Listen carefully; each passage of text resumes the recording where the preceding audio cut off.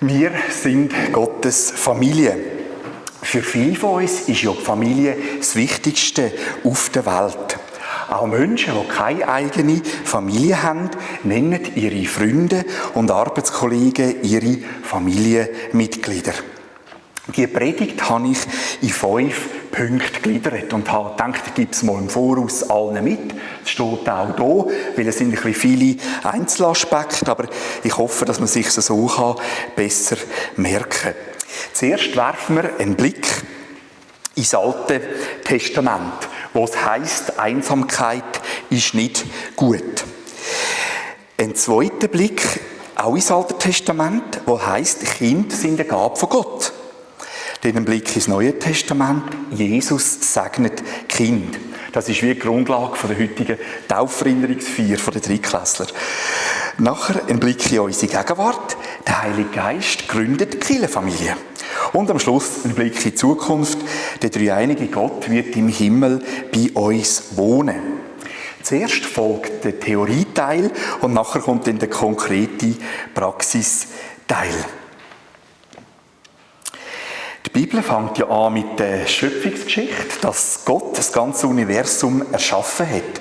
Gott der Vater hat unsere Welt erschaffen durch sein Wort, also durch Jesus Christus und auch mit dem Heiligen Geist. Weil Gott dreieinig ist, lebt er in sich schon Gemeinschaft. Also Gott hat in sich schon Gemeinschaft und er hat, um uns seine Liebe zu zeigen, hat er auch uns erschaffen. Es heisst am Anfang, und der Herr Gott nahm den Menschen und setzte ihn in den Garten Eden, ihn zu bebauen und zu bewahren. Und für Menschen steht Adam. Aber der Adam hat sich einsam gefühlt, weil er Sehnsucht hatte nach einem menschlichen Gegenüber. Hochinteressant, im Paradies hat der Adam eigentlich mit Gott Gemeinschaft gehabt, mit dir. Und die Pflanze hat es auch gehabt, aber er hat irgendwie die Eva vermisst, obwohl es sie gar noch nicht geht. Er hat eine innere Leere gefühlt. Und Gott hat die Not vom Adam gesehen. Dann heisst es in der Bibel, der Herr Gott sprach, es ist nicht gut, dass der Mensch allein ist. Ich will ihm eine Hilfe machen, die ihm entspricht. Und diesen Satz habe ich auch hier vorne, der erste Teil, an die Kirchenwand Lütwil anschreiben lassen. Weil das erste Mal die Grundlage der Ehe beschreiben. Aus feministischer Perspektive ist der Satz vielleicht auch ein bisschen despektierlich, tönt vielleicht ein bisschen abwertend für die Frau, aber das ist überhaupt nicht so. Weil das hebräische Wort, das hier verwendet wird für Hilfe, heisst Ezer. Und das bedeutet nicht einfach, die Frau ist eine Haushaltshilfe oder eine Küchenhilfe, sondern die göttliche Hilfe. Das ist die gigantische Würdigung für die Frau. Weil das Wort Ezer kommt an anderen Stellen immer nur vor für die Hilfe von Gott. Also für Gott selber. Gott stellt mit der Frau, einem Mann eine göttliche Hilfe zur Seite. Man kann sagen, Gott selber ist die unsichtbare Hilfe für den Mann, aber die Frau ist die sichtbare Hilfe für den Mann. Es ist wirklich eine Würdigung für die Frau schon auf der zweiten Seite der Bibel. Zusammengefasst kann man sagen, die Ehe hat es schon im Paradies gegeben, im Garten Eden. Der Pfarrer Dietrich Bonhoeffer, der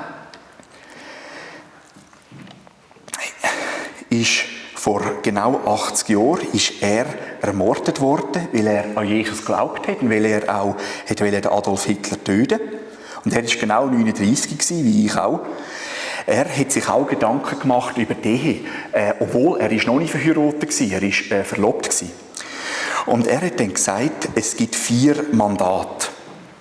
Und die 4 Mandate bedeuten die Ehe, die Arbeit und der Staat, er hat gesagt, die Obrigkeit und die Kirche. Und das Interessante ist, wenn wir jetzt in die Schöpfungsgeschichte schauen, also Garten Eden, das Paradies, sehen wir, die Ehe hat es schon gegeben, also zwischen Eva und Adam, und die Arbeit hat es schon gegeben. Weil Gott hat ja am Adam gesagt, du allen Tieren Namen geben und du den Garten Eden bebauen und bewahren. Wir sehen aber, den Staat hat es noch nicht gegeben und auch die Kirche hat es noch nicht gegeben. Ist doch hoch interessant. Und jetzt das Problem ist, wenn heutzutage sind alle 4 Punkte sind auch angegriffen, weil wir eben leider nicht mehr im Paradies leben. Also alle die 4 Punkte sind an einem seidenen Faden, leider.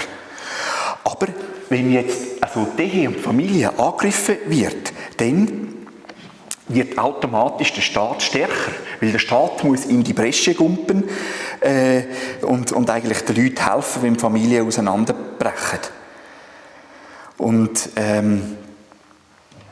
also zusammengefasst kann man sagen, Gott lebt in sich schon Gemeinschaft und stiftet Gemeinschaft auch in der Ehe. Das wäre vielleicht auch mal ein Thema für eine andere Predigt, das mit diesen 4 Mandaten. Also ist hochinteressant, wie das alles zusammenhängt. Aber ich habe gedacht, ich höre jetzt mal bei diesem kleinen Exkurs. Wenn wir weiter schauen, den zweiten Blick ins Alte Testament, dann sehen wir, dass Kinder eine Gabe sind von Gott, ein Geschenk und eine Aufgabe. So heißt es im Psalm 127, siehe, ein Erbe vom Herrn sind Söhne, eine Belohnung, die Leibesfrucht. Und mit Leibesfrucht sind natürlich Töchter auch mit gemeint.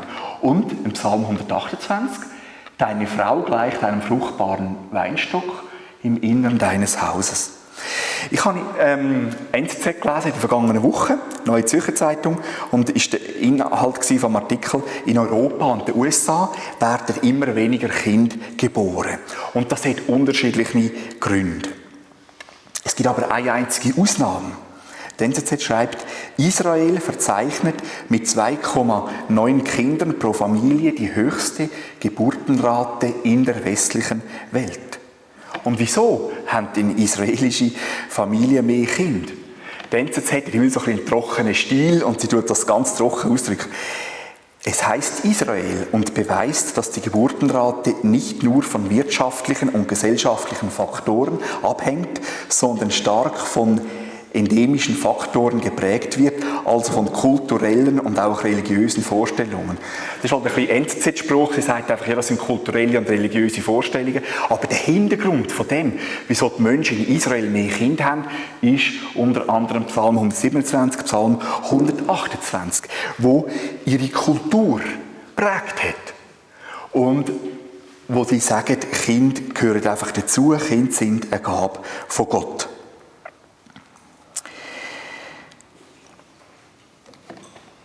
Was ich denke, ist heutzutage das Problem in Europa, ist, dass immer mehr, es gibt eine Hoffnungslosigkeit, eine Perspektivlosigkeit. Das heisst, viele Menschen wissen gar nicht mehr, dass eigentlich Jesus uns liebt und dass wir durch das Zukunft und Hoffnung haben. Also, weil der Glaube an Jesus, so wie er in der Bibel beschrieben ist, leider immer mehr zurückgeht, haben die Leute nicht mehr so irgendwie eine Perspektive. Und sie sagen, ja, Familie ist wie sozusagen optional. Aber ich glaube eben auch, durch die Liebe von Jesus kommen wir auch neue Hoffnung über in unserem Leben. Und es prägt uns positiv. Ich werde an dieser Stelle noch einen kleinen Exkurs einfügen, da habe ich auf der Gliederung nicht drauf getan. Aber was mir auch ganz wichtig ist, der Prophet Jesaja bildet ein Scharnier, bildet einen Übergang vom Alten Testament zum Neuen Testament. Dort heisst es, Juble, du Unfruchtbare, die nicht geboren hat, brich in Jubel aus und jauchze, die keine Wehen gehabt hat. Denn die Söhne der Einsamen sind zahlreicher als die Söhne der Verheirateten, spricht der Herr. Das ist ja eigentlich logisch gesehen, ist das ein Widerspruch. Wie soll das sein, dass die Frau soll jubeln, die keine eigenen Kinder hat und sie hat irgendwie mehr Söhne als die Frau, die verheiratet ist und Söhne hat? Es ist auch ein Geheimnis. Und es bezieht sich in erster Linie aufs Volk Israel, aber dank Jesus bezieht sich das auch auf uns. Es geht mir darum, zu zeigen, auch wenn jemand kein liebliches Kind hat, wenn jemand nicht verheiratet ist er wertvoll in den Augen von Gott. Und wir sehen eigentlich an dem, dass es auch eine Spannung gibt. Auch in mir persönlich gibt es eine Spannung, weil einerseits bin ich der Präsident von Zukunft CH und ich tue mich öffentlich und politisch auch engagieren für Ehe und Familie, aber andererseits, ich bin total dagegen, dass man ein übertriebenes theologisches Tamtam macht um Ehe und Familie. Es ist in mir ein Widerspruch. Wieso? Weil ich die Prophetie lese, im Prophet Jesaja, dass alle Menschen genau gleich wertvoll sind in den Augen von Gott. Egal, ob sie Ehe führen und eigene Kinder haben oder nicht. Im Kirchengemeindehaus Dürrenäsch gibt es ein Glasfenster vorne im Chor vom Kirchengemeindehaus, wo eine Szene dargestellt ist. Das ist das Ganze. Wenn wir näher reinzoomen, sehen wir Jesus mit einem Bub auf dem Schoss und ein Mädchen, das angelehnt ist an ihn. Jesus segnet die Kinder. Für ihn sind die Kinder wichtig gewesen. Im Neuen Testament gibt es ganz eine kurze, aber wichtige Geschichte. Dann haben die Eltern die Kinder zu Jesus gebracht, damit er ihnen die Hände auflegen und beten für sie. Die Jünger von Jesus aber sind hässig geworden, haben die Eltern fortschicken. Jesus hat gesagt, lasst die Kinder zu mir kommen und wehret ihnen nicht, zu mir zu kommen, denn solchen gehört das Reich von Gott. Und er hat den Kindern die Hände aufgelegt und hat sie gesegnet. Die Geschichte ist so wichtig, dass sie in allen 3 Evangelien vorkommt. Matthäus-Evangelium, Markus-Evangelium, Lukas-Evangelium. In 3 von 4 Evangelien kommt sie vor. Und früher, vor 2000 Jahren, hat es noch kein Ausrufezeichen gegeben. Die gibt es erst neuerdings. Und weil die Geschichte 3-mal vorkommt, bedeutet das, Gott tut 3 Ausrufezeichen setzen hinter dieser Geschichte. Gott will, dass wir die Geschichte kennen und wissen. Im Markus-Evangelium gibt es eine spannende Ergänzung. Und Jesus nahm sie in seine Arme, legte die Hände auf sie und segnete sie. Das ist die Grundlage von dieser Tauferinnerungsfeier, die wir vorher gefeiert haben. Also Jesus hat die kleinen Kinder also nicht getauft, aber er hat sie gesegnet. Und das ist die Grundlage in der Bibel. Im Alten Testament kann man sicher sagen, sind Ehe und Kind das Ideal. Und im Neuen Testament ist eigentlich das Ideal die Ehelosigkeit und die geistlichen Kinder. Und das ist eine Spannung und ich kann die Spannung auch nicht auflösen. Weil Jesus hat selber keine Ehefrau gehabt, aber wenn wir an Jesus glauben, dann sind wir durch den Glauben geistliche Kinder von ihm. Eigentlich ist er unser geistlicher Vater. Im Apostel Paulus ist es nicht ganz klar. Vielleicht war er verwitwet gewesen, das weiss man nicht genau. Aber soweit wie ich die Bibel lese, hat der Apostel Paulus auch keine eigenen Kinder gehabt. Aber geistliche Kinder. Dass er Briefe geschrieben hat, dem Timotheus, dem Titus, seinen Jüngern, seinen geistlichen Söhnen, die er auch mit Söhnen anredet. Von dem her ist es ganz wichtig, um das auch zu sehen, es gibt eine Auswahlmöglichkeit und niemand wird ausgeschlossen. Ich will noch in die Gegenwart schauen. Der Heilige Geist gründet die Kirchenfamilie. Hier vorne sehen wir schön dargestellt mit den Engelfiguren das Pfingstfest. Das heisst, der Heilige Geist ist gekommen, entweder im Jahr 30 nach Christus oder 33 nach Christus, auf die ersten Jünger. Und dann hat es so Feuerflammen gegeben auf dem Kopf. Und dann haben die Power und Kraft bekommen. Und dann ist das Gründungsdatum der Kirche. Das Neue Testament malt uns die Kirche als Gemeinschaft vor Augen, als zweite geistliche Familie. Wegen dem rede ich auch von Kirchenfamilie. Und auch unsere Kirchenfamilie ist offen für neue Menschen. Ich mache noch ein Beispiel. Also ich sehe meine liebliche Familie nicht so oft. Wir feiern vielleicht zusammen Weihnachten, den Geburtstag und vielleicht das Sommerfest oder so. Ich sehe meine liebliche Familie etwa 3 oder 4 Mal im Jahr. Und wenn wir uns sehen, dann haben wir es gut miteinander. Obwohl wir unterschiedliche Meinungen vertreten. Und so kann es auch sein in der Kirchenfamilie. Jeder darf selber entscheiden, wie oft er in die Kirchenfamilie kommen will. Aber wenn wir zusammen kommen, dann tut Gott uns dienen. Gott tut uns begegnen.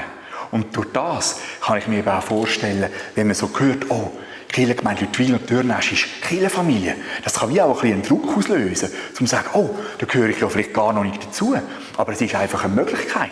Und es soll überhaupt kein Druck sein oder irgendwie so, sondern es ist einfach eine Möglichkeit, um die geistliche Familie zu leben. Ich möchte auch noch etwas Ernstes sagen zu dem Thema. Früher im Mittelalter hat eine Ehe durchschnittlich 15 Jahre gedauert. Und nachher ist einer von beiden Ehepartnern gestorben. Kurz vor meinem 30. Geburtstag, also auch schon vor 10 Jahren, musste ich meine beiden Leisten operieren. Es ist zum Glück gut rausgekommen. Ich habe seither kein Problem mehr. Das ist ja heutzutage eine Standardoperation. Aber früher hätte das theoretisch auch tödlich enden können. Und dann wäre unsere Ehe schon nach irgendwie 9 Monaten fertig gewesen. Auch in der Kirchengemeinde kenne ich verschiedene Leute, die bereits eine Blinddarmoperation hatten und notfallmässig ihren Blinddarm entfernen mussten. Früher wäre das lebensgefährlich gewesen. Heute dauert eine Ehe zwischen 50 und 60 Jahren. Also 4-mal länger als früher. Wegen dem braucht eine Ehe auch regelmäßige Pflege und Unterhalt, wie ein Oldtimer. Ich bringe bewusst den Vergleich vom Oldtimer zum Männer auch ein bisschen herausfordern und ihnen das erklären. Früher ist eine Ehe 15 Jahre gegangen, heute 60 Jahre. Das braucht Wartung. Uns ist allen klar im Internet. Das Internet bringt nicht nur Vorteile, sondern auch Nachteile und Verführungen aller Art. Wegen dem ist es mein Ziel, am Valentinstag einen Anlass für Ehepaare anzubieten im Jahr. Aber auch unter dem Jahr ist es wichtig, in die Ehe zu investieren. Meine Frau Christina und ich, wir planen jede Woche ein Eheobig ein, an dem wir uns gemeinsam Zeit nehmen füreinander. Und wir gehen vielleicht spazieren oder zusammen reden und zusammen das Essen vorbereiten und genießen. Wo ich als Nachteil abschalte und wo wir wirklich Zeit miteinander verbringen, wo wir auch die nächste Woche zusammen planen und so weiter. Es ist auch eine gute Möglichkeit, Eheberatung in Anspruch zu nehmen. Ich sage immer, bevor eine 3. oder 4. Person involviert ist. Weil dann ist es schwierig. Wenn alles verkachelt ist, ist es sehr schwierig, um noch irgendwie einen christlichen Weg zu finden miteinander. Und in meinen Hochzeitspredigten, die sind oft auch ein bisschen ernst, dann gebe ich den Brautpaaren amix weiter, dass eben die Liebe von Jesus, dass die grösser ist als die Liebe vom Ehepartner je könnte sein. Und das entlastet auch die Ehe vor einem ungesunden Druck. Dass man nicht erwartet, dass eigentlich der Ehepartner die tiefste innere Sehnsucht und Liebe kann und muss stillen. Es ist ja so, die Predigt ist eigentlich ein bisschen ernst, weil es gibt mehrere Situationen in Lüttwil und Thürnäsch in der Region, wo ich als Seelsorger wie sehe, eigentlich, es könnte sein, dass Ehen nicht zerbrechen.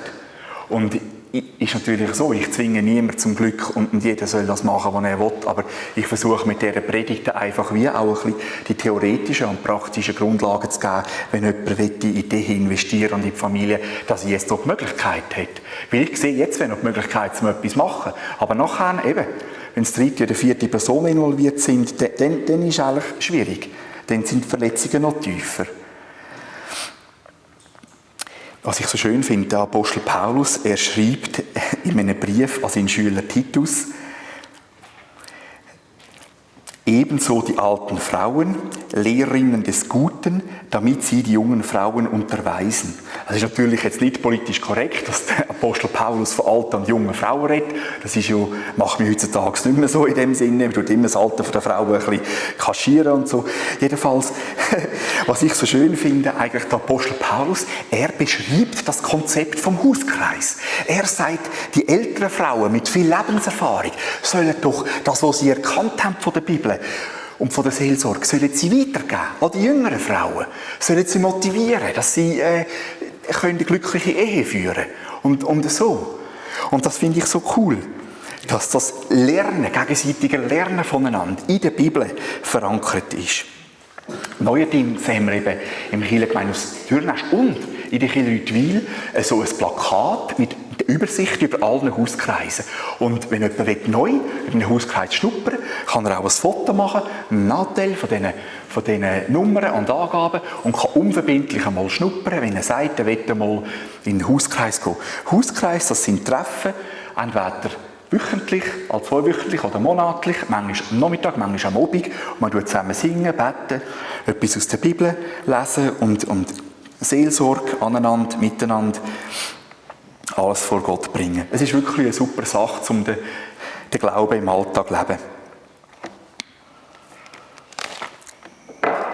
Zum Schluss werfen wir noch einen Blick in die Zukunft. Das letzte Buch der Bibel, die Offenbarung von Johannes, beschreibt uns mit vielen sprachlichen Bildern und Vergleich den Himmel, die Wohnung von Gott, die ewige Herrlichkeit, wo alle hinkommen, die ihr Leben Jesus anvertraut haben. Dort heisst es ganz am Schluss: Siehe das Zelt Gottes bei den Menschen. Und Gott wird bei ihnen wohnen und sie werden seine Völker sein. Und Gott selbst wird bei ihnen sein, ihr Gott. Gott wird im Himmel mitten unter uns wohnen und wir werden mit ihm einen Spaziergang unternehmen und ihn umarmen, wie im Paradies, im Garten Eden. Der Satz geht noch weiter, den habe ich jetzt da vorne nicht abgedruckt. Und Gott wird jede Träne von ihren Augen abwischen. Also Jesus bietet uns die Vergebung von unserer Schuld an, damit wir felsenfest wissen können, dass wir nach unserem irdischen Tod ewig bei Gott dürfen weiterleben im Himmel. Und im Himmel werden wir auch alle unsere verstorbenen Verwandten wieder sehen. Im Himmel bilden alle Gläubigen zusammen eine riesige Familie. Und wir werden in der Ewigkeit genug Zeit haben, um alle kennenzulernen und mit ihnen zu reden. Wenn jemand introvertiert ist und gar nicht gern redet mit unbekannten Personen, dann gibt es im Himmel auch genug andere Aktivitäten, die man unternehmen kann. Einsamkeit ist eines der grössten Probleme der heutigen Zeit. Und viele Professoren forschen momentan zu Einsamkeiten in der Schweiz, in England, in Amerika. Einsamkeit ist wie eine Krankheit von den schädlichen Einflüssen her. Tut das Leben um 10 bis 20 Jahre verringern, wenn jemand sich einsam fühlt. Und Gott hat jetzt unterschiedliche Lösungsansätze parat, um die Einsamkeit zu bekämpfen. Einerseits natürlich Gemeinschaft mit ihm, dass wir mit Gott reden im Gebet und dass er uns auch antwortet durch die Bibel oder indem er in unsere Gedanken hineinredet. Und andererseits bietet Gott uns auch Gemeinschaft an in der Kirchenfamilie. Ein paar von uns haben ja eine Ehe, sind verheiratet und haben Kinder. Gemeinschaft mit anderen Menschen zu haben, ist schwierig, weil es oft Missverständnisse und Streit gibt. Jesus bietet uns die Vergebung von unserer Schuld an. Das heisst, Gott rechnet uns das Böse nicht mehr an, das wir in der Vergangenheit da haben. Und das löst auch bei uns eine Bereitschaft aus, uns zu entschuldigen bei anderen, aber auch Entschuldigungen anzunehmen, die andere sagen. Gott liebt alle Menschen, dich und mich, egal ob wir eine eigene Familie haben oder nicht. Und dank Jesus dürfen wir alle in Gottes Familie sein.